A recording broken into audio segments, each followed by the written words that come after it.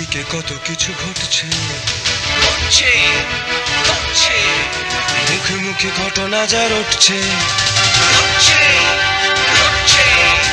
আড়ালে প্রকাশ্যে যা বলছে, তাই নিয়ে ক্যামেরা চলছে, ক্যামেরা চলছে, ক্যামেরা চলছে, ক্যামেরা চলছে। নতুন বছরে নানা রকম ক্যালেন্ডার, ডায়েরি পাওয়া যায়, কিন্তু সেই ডায়েরির পাতা যদি হাতে তৈরি হয় তবে কেমন হয়? চিত্রকলায় হ্যান্ডমেড পেপারের উপর আঁকা ছবি দেখে আমরা সব দিনই অভ্যস্ত, কিন্তু সঞ্জীব মুখার্জি একটু অন্যরকমভাবে ভেবেছেন।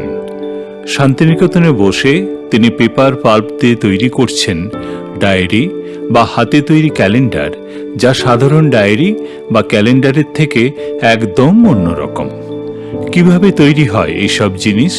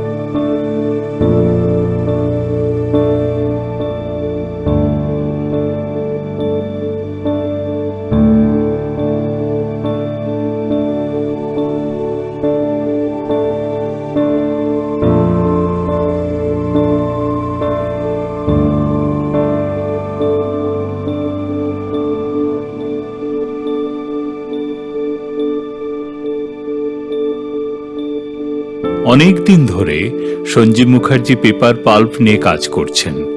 কিভাবে শুরু করলেন এই কাজ, শুনেনি তিনি কি বললেন। জামালপুরের ছেলে, সেখান থেকে একটি কলেজে পড়তাম।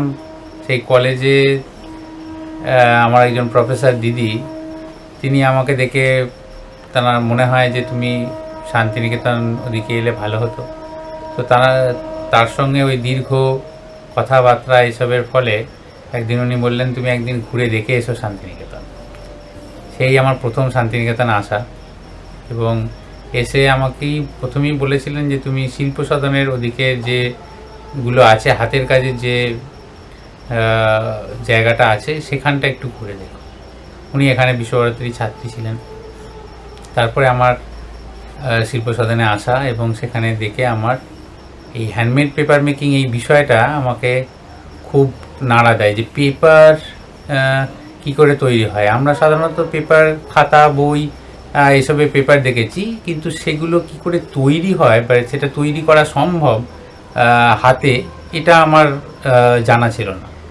তার ফলে আসি, তারপরে আবার পরবর্তীকালে কিছুদিন বাদে যখন বিশ্বভারতীর অ্যাডভার্টাইজমেন্ট বের হয়, যে ভর্তির যে বিজ্ঞপ্তি বের হয়, সেখানে আমি অ্যাপ্লাই করি এবং পরীক্ষা দিতে আসি।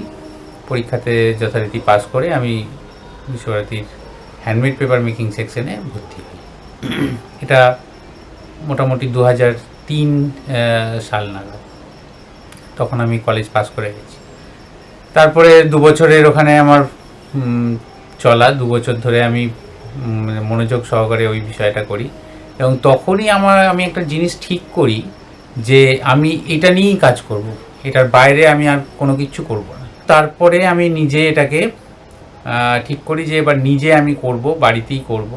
তো বাড়িতেই শুরু করি। প্রথম আমি শুরু করি পেপার কিনে নিয়ে এসে সেটা থেকে নোটবুক, ডায়েরি, ক্যালেন্ডার, এইসব বিভিন্ন জিনিসপত্র বানাতে শুরু করি।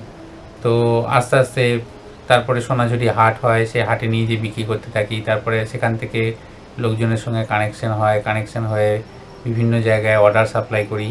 এই করতে করতে করতে করতে এখন তো আমি সারা ভারতবর্ষের বিভিন্ন জায়গায় মানে সাপ্লাই করি এবং বিভিন্ন স্কুল কলেজে ওয়ার্কশপ করতে যাই, সেখানে পেপার মেকিং শেখাই, বাইন্ডিং শেখাই, সেগুলো সবই করি। কিন্তু রিসেন্টলি আমি যেটা করতে পেরেছি সেটা হচ্ছে যে এই পেপার, এই জিনিসটা খুব তো পুরো পেপার, আমার যতদূর পড়াশোনা তাতে জেনেছি মানে 105 খ্রিস্টাব্দ থেকে চীনে মূলত একজন সরকারি কর্মচারী এটার আবিষ্কার করেন আর কি, এই পেপারটা।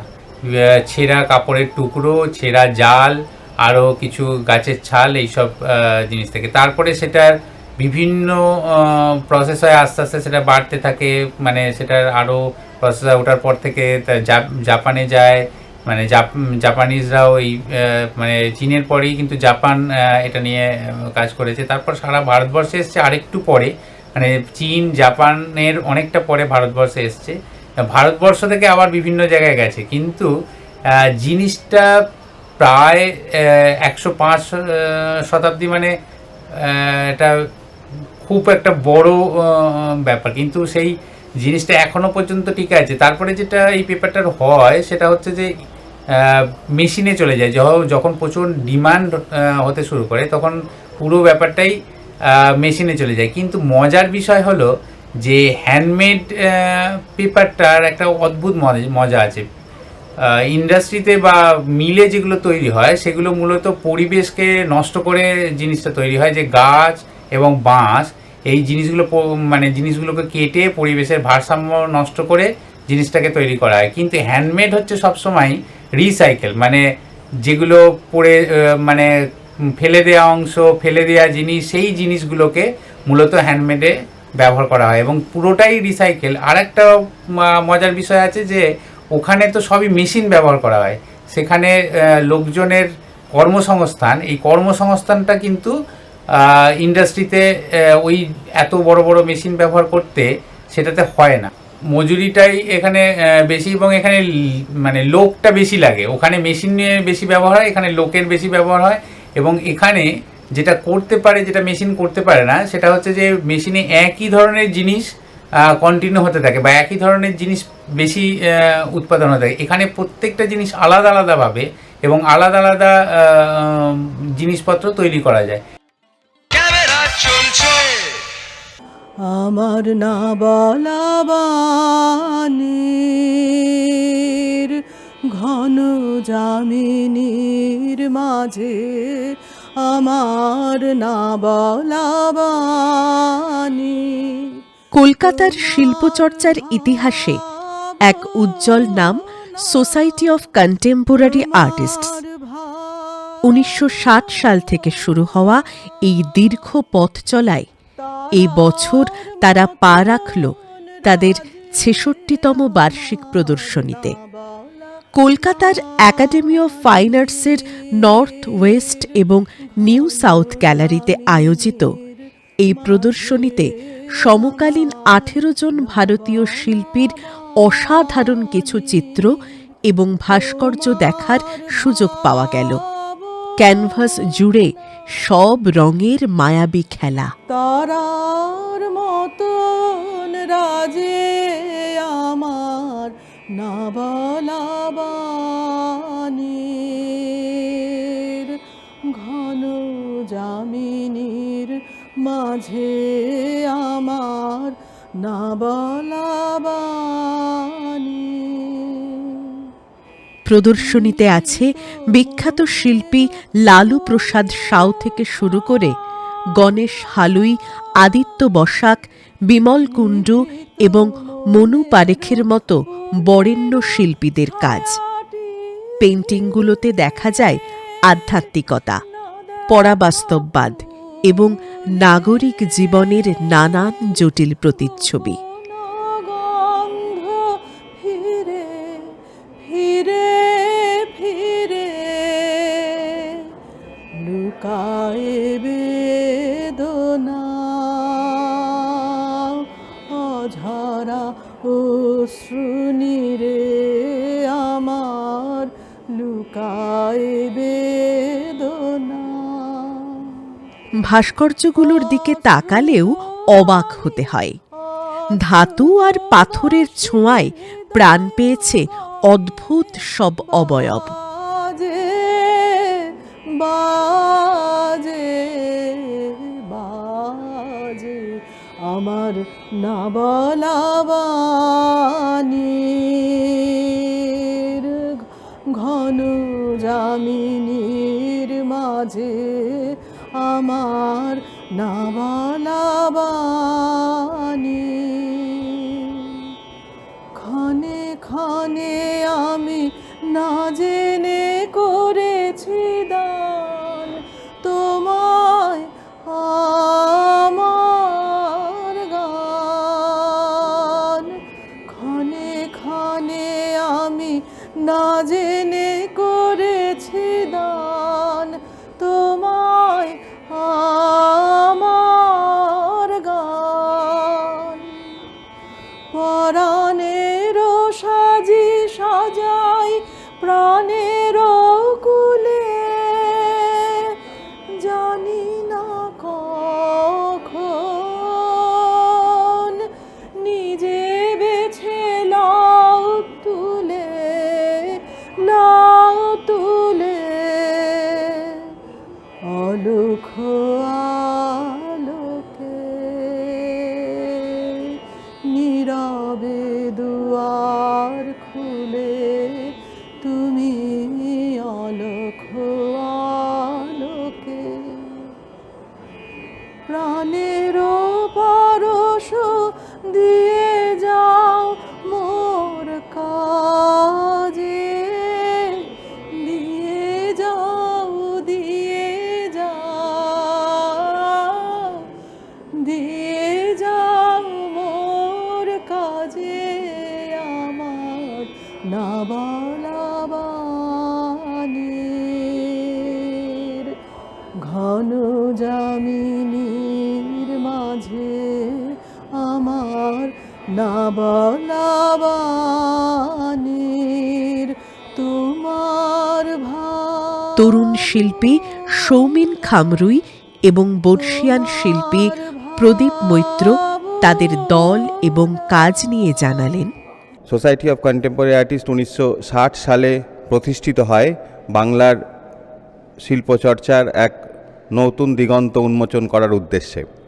এই শিল্পী দলে যেমন বর্ষিয়ান শিল্পীরাও রয়েছে, তেমনি তরুণ শিল্পীরাও রয়েছে। কন্টেম্পোরারি এই দল শুরু হয়েছিল 1960 সালে। সেখানে মহামহারথীরা ছিলেন যারা কলেজ লাইফেই ঠিক করেছিলেন যে আমরা একটা দল গঠন করব।